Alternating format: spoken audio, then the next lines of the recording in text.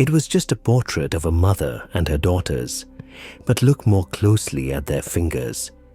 Dr. Vincent Caldwell had spent 15 years studying photographic archives at the New York Historical Society, but he had never seen anything quite like this. The portrait arrived in a donation box from an estate sale in Brooklyn. Dozens of glass plate negatives wrapped in yellowed newspaper from 1923. Most showed typical late 19th century scenes: stern-faced merchants, wedding parties, children in Sunday clothes. But one image stopped him cold. 3 women stared back through time. A mother, perhaps 40 years old, sat centered in an ornate wooden chair. Her daughters, who appeared to be in their late teens or early 20s, stood on either side.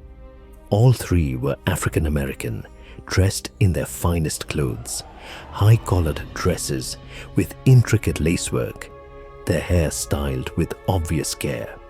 The formal studio backdrop showed a painted garden scene, common for the era. What struck Vincent wasn't the composition or the subject's dignified expressions. It was their fingers. The mother's hands rested in her lap, fingers interlaced in an unusual pattern. Her right thumb crossed over her left, with her index and middle fingers extended, while the others curled inward. The daughters each placed one hand on their mother's shoulders, their fingers arranged in similar deliberate configurations. Vincent had examined thousands of Victorian-era portraits. Subjects typically kept their hands still, folded naturally or resting on props. Photographers of that period demanded absolute stillness during the long exposure time. Every detail was intentional. These hand positions looked too specific, too purposeful to be coincidental. He lifted the magnifying glass, studying the negative more carefully. In the bottom right corner, barely visible, someone had etched tiny numbers into the glass. In men, Y, 8, 9, 2, 3, 1, 4. Vincent couldn't shake the image from his mind. That evening, he returned to his apartment in the Upper West Side and spread his research materials across the dining table. He had photographed the glass negative with a high-resolution camera, and now the portrait filled his laptop screen in startling clarity. The detail was remarkable for 1892. He could see the texture of the fabric, the small brooch pinned to the mother's collar, even the subtle differences in the daughter's features. But it was the fingers that held his attention. He zoomed in until each finger filled the frame. The positioning was unmistakable now. This wasn't random. The mother's right thumb crossed deliberately over her left, a gesture that required conscious effort to maintain during the exposure. Her extended fingers created a specific shape. The daughter's hands on her shoulders mirrored variations of the same theme. Fingers bent at precise angles, thumbs positioned with clear intention. Vincent had studied Civil War photography, Reconstruction-era documentation, and early 20th century social reform movements. He knew that activists and underground networks often used visual signals, specific poses, objects placed in photographs. Even the way people stood could convey hidden messages to those who knew how to read them. He opened his database of abolitionist and post-emancipation activist networks. The Underground Railroad had used quilts, songs, and symbols. But this was 1892, almost 30 years after the Emancipation Proclamation, 15 years after Reconstruction ended. What networks still needed secret codes? His phone buzzed. His colleague, Dr. Lucia Ferrara, a specialist in African American history, responded to his earlier text. "Free tomorrow morning. What did you find?" Vincent typed back, something that might rewrite what we know about post-Reconstruction activism in New York. Bring your sources on property rights and documentation struggles. Lucia arrived at the Historical Society at 9 sharp, carrying a worn leather satchel filled with research materials. Vincent had the portrait projected on the wall of the research room, larger than life. The three women gazed down at them with quiet dignity. "Look at their fingers," Vincent said, pointing with a laser pointer. Every finger positioned deliberately. Lucia approached the projection, her eyes narrowing. She set down her bag and pulled out a thick folder. After Reconstruction collapsed in 1877, African American families in the North faced a different kind of battle. Not slavery, but systematic exclusion. Property rights, inheritance, even proof of identity became weapons used against them. She spread documents across the table: legal papers, city records, newspaper clippings from the 1880s and 1890s. New York wasn't the progressive haven people imagine. Black families struggled to maintain property ownership, establish businesses, prove legal marriages. Many had fled the South with nothing but their word. No birth certificates, no marriage licenses, no documentation. Vincent picked up a yellowed newspaper from 1891. The headline read, "Property Dispute in Harlem. Family claims ownership without documentation." "Exactly," Lucia continued. "I've been researching mutual aid societies from this period. African American communities created networks to help each other navigate these systems. They pooled resources to hire lawyers, shared information about sympathetic officials, created their own verification systems when the official ones excluded them." "Secret networks," Vincent said quietly. "Not secret in the sense of hidden," Lucia corrected. "Secret in the sense of parallel, operating alongside official systems using methods that white authorities either didn't notice or didn't understand." Vincent turned back to the portrait. "What if this isn't just a family photograph? What if it's documentation?" The etched numbers in the corner, NY 1892314, proved to be the breakthrough. After 2 days of searching through city directories and business records, Vincent found a reference. Studio 314 belonged to a photographer named Benjamin Ashford, who operated from a building on 8th Avenue between 1888 and 1896. The address still existed, though the building had been converted into apartments decades ago. Vincent stood on the sidewalk, looking up at the brick facade, imagining it as it had been. Ashford's studio would have been on the 2nd floor, with large north-facing windows to capture the soft, even light preferred for portraits. Research into Ashford himself revealed something unexpected. Benjamin Ashford was white, born in Massachusetts in 1851, trained as a photographer in Boston. He moved to New York in 1887 and established his studio in a neighborhood that was becoming increasingly diverse. Irish immigrants, Italian families, and a growing African American community migrating from the South. But Ashford's clientele was unusual for the era. While most white photographers either refused to photograph black clients or charged them significantly more, Ashford's advertisements appeared in African American newspapers. His studio welcomed all customers at equal rates. Lucia found an interview Ashford gave to a small progressive newspaper in 1894.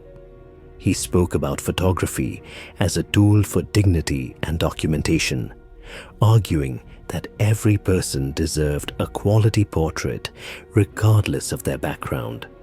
Between the lines, Vincent sensed something more. a quiet activism, a deliberate choice to serve a community that others excluded. He was an ally, Lucia said, reading over Vincent's shoulder. And if these hand positions are codes, he would have been the one who helped create them, documented them, distributed them.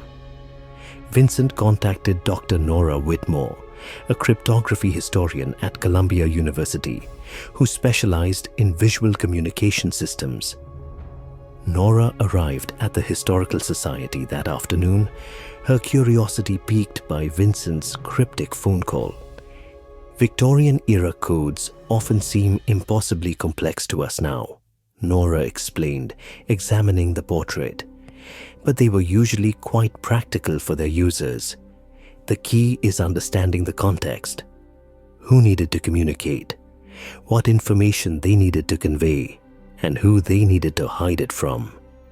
She photographed the hand positions from multiple angles, then opened her laptop and began creating digital tracings. Let's start with the assumption that each hand position represents something specific. Not letters, too complex for a photograph. More likely, categories, confirmations, statuses. Lucia pulled out her research on documentation struggles. What if it's about identity verification? These networks needed ways to confirm who people were, that they were legitimate members of the community, that they could be trusted with sensitive information. Nora nodded slowly. Right.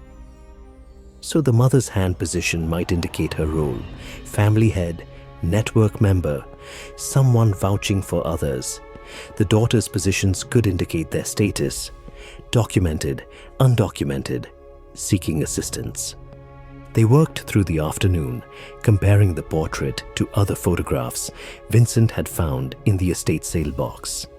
3 more portraits showed similar hand positioning, always subtle, always deliberate. In one, a couple's intertwined fingers created a pattern. In another, a man's hand rested on a Bible with specific fingers extended. It's not just one code, Nora said finally. It's a system. Multiple signals that could be combined to convey different meanings. Someone trained these families how to pose. Someone photographed them deliberately. And someone else, other network members, knew how to read these images. Lucia made the connection that broke everything open. While researching property rights cases in New York courts from the 1890s, she found a pattern. Dozens of African American families successfully defended their property claims, obtained identity documents, or proved legal marriages, often with the same lawyer representing them. His name appeared again and again, Daniel Prescott. Prescott had an office on West 34th Street. Court records showed he won an unusual number of cases for black clients during an era when such victories were rare. More significantly, he often submitted photographic evidence, portraits of families, documentation of their respectability, proof of their presence in the community. He was using Ashford's photographs in court, Vincent realized, not just as evidence of identity, but as verification of community standing. These families were photographed, their images were catalogued, and when they needed documentation, Prescott could present these portraits to judges.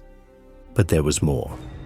In Prescott's archived case files at the New York Public Library, Lucia found letters, correspondence between Prescott and other activists, teachers, ministers, business owners, discussing verification protocols and community documentation systems. One letter, dated March 1893, was particularly revealing.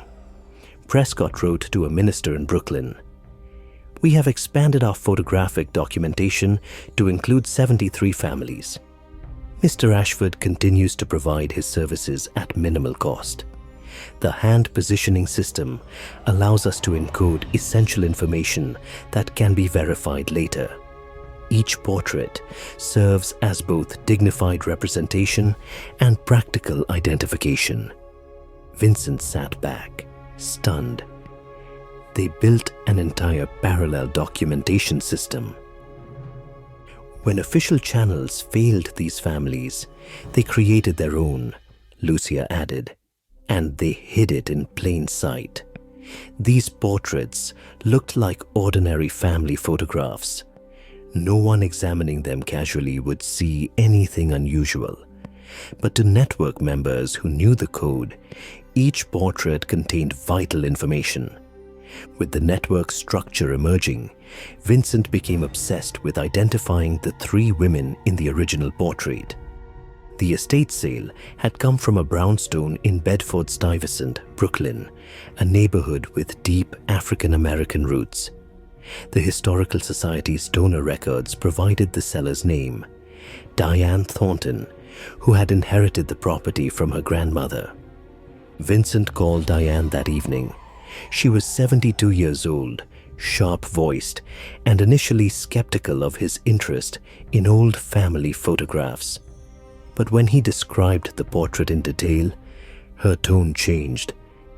"My great-great-grandmother," she said quietly. "That's Celia Whitaker. The daughters would be my grandmother Josephine and her sister May." "Can you tell me about them?" Vincent asked. Diane was silent for a moment. Celia was born enslaved in Virginia, came north after the war with Josephine, who was just a baby. May was born here in New York. Celia worked as a seamstress. She was known for her skill with lace and fine embroidery, supported the family that way. Did she ever mention being part of any organizations, community groups? She was involved in her church, Diane said, and she helped people. That's what my grandmother always said. Celia helped families with paperwork, finding housing, connecting with lawyers. She seemed to know everyone, how to navigate every system. Vincent's pulse quickened. Diane, I think your great-great-grandmother was part of something significant, a network that helped African American families document their identities and protect their rights after Reconstruction. Diane was quiet again. When she spoke, her voice was thick with emotion. I always knew she was special, but we lost so much history. After she died in 1919, the family scattered. My grandmother rarely talked about those early years.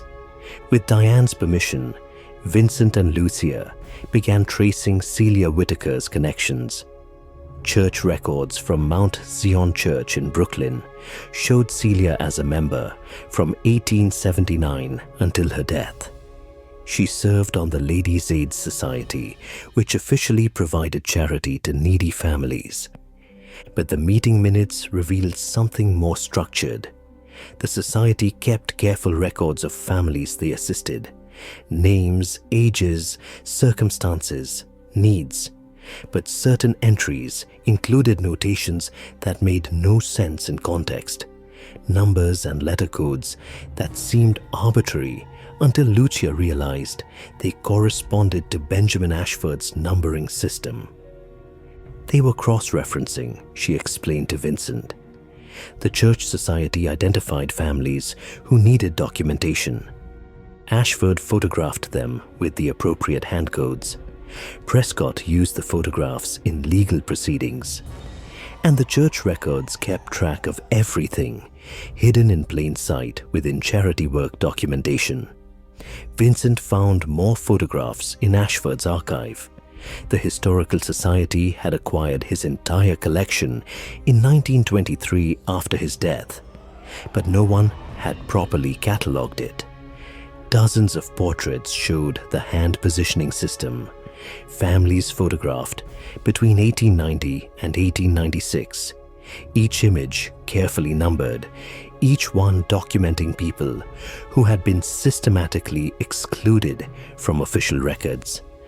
They identified other network members, a teacher named Frederick Palmer, who helped families obtain school records for their children. A clerk in the city property office named Rose Delgado, who processed deeds and made sure paperwork was properly filed. A minister named Reverend Augustus Sterling, who performed marriages and provided certificates when official channels refused. Each person had taken quiet risks, used their position to help, operated within a system designed to exclude the people they served. Together, they had created something powerful, a shadow archive that preserved dignity and protection when official America offered neither. 3 months into their research, Vincent and Lucia organized an exhibition at the Historical Society. They displayed 20 portraits from Ashford's collection, each showing the hand positioning system, each accompanied by the story they had uncovered about the family photographed. Diane Thornton attended, seeing her great-great-grandmother's portrait properly honored for the first time. She brought her daughter and granddaughter, 4 generations of Celia Whitaker's descendants, standing before the image that had started everything. But the exhibition's most powerful moment came when other descendants arrived. Vincent and Lucia had located families connected to 12 of the photographed individuals. Each had pieces of the story, fragments of oral history, old letters, faded documents that suddenly made sense within the network's context. An elderly man named Marcus Prescott stood before a portrait of his great-grandfather, the lawyer Daniel Prescott, photographed with his hands positioned in the same deliberate code. "I always heard he helped people," Marcus said quietly, "but I never knew the extent, never knew he was part of something this organized." A woman named Helen Palmer examined a portrait of Frederick Palmer, the teacher. "My family said he was arrested once in 1895 for helping a family obtain false documents, but the charges were dropped. Looking at this now, I don't think the documents were false. I think he was helping people get the documentation they deserved, but were denied." The New York Times covered the exhibition. The article ran with the headline, "Hidden in Plain Sight: How Post-Reconstruction Activists Built a Secret Documentation Network." Within days, historians from across the country contacted Vincent, sharing similar findings from their regions. Parallel networks in Philadelphia, Boston, Chicago, all operating during the same period, all using subtle codes and photographs to document and protect African American families navigating hostile systems. 6 months after discovering the portrait, Vincent stood in the Historical Society's conservation lab, carefully handling the glass plate negative. They had digitally restored dozens of Ashford's photographs, each image now preserved and accessible to descendants and researchers. The mother and daughter's portrait had become iconic, reproduced in textbooks, featured in documentaries, displayed in museums. But for Vincent, its power remained personal. He thought of Celia Whitaker, born enslaved, who had built a life of dignity and purpose in New York, who had helped countless families navigate a system designed to exclude them, who had posed for this photograph with her daughters, their fingers carefully positioned in a code that would preserve their place in history. Diane Thornton had donated Celia's personal papers to the Historical Society, letters, a diary, business records from her seamstress work. In the diary, Celia wrote about the photograph. "Had our portrait made today. Mr. Ashford is a kind man, understands what we are building." The girls were nervous, but I told them this picture will matter. Someday, people will see what we did here. She had been right. The photograph had mattered. It had preserved not just their images, but evidence of their resistance, their ingenuity, their refusal to be erased. Lucia had traced 63 families through the network, documenting how they had obtained property deeds, legal marriages, business licenses, and school records. Fundamental rights that should have been automatic but required elaborate workarounds to achieve. The network had operated from approximately 1888 to 1897, helping hundreds of families before gradually dissolving as some activists died, others moved, and new systems emerged. Benjamin Ashford had died in 1923, his contribution largely forgotten. Daniel Prescott had continued practicing law until 1910. Celia Whitaker had lived to see her daughters married and established, her work continued by others. The network hadn't solved systemic injustice, but it had provided practical help to people who needed it desperately. Vincent met regularly with descendants now, collecting oral histories, connecting families who shared this hidden heritage. The portrait had become more than historical evidence. It was a bridge between generations, proof that their ancestors had been resourceful, connected, and determined to create justice when official America denied it. He thought of Celia's fingers, positioned deliberately in that Brooklyn studio in 1892, her fingers creating a code that would outlive her, that would carry her story across more than a century. In the end, the simplest gestures could hold the most profound truths. Sometimes you just needed to look closely enough to see them.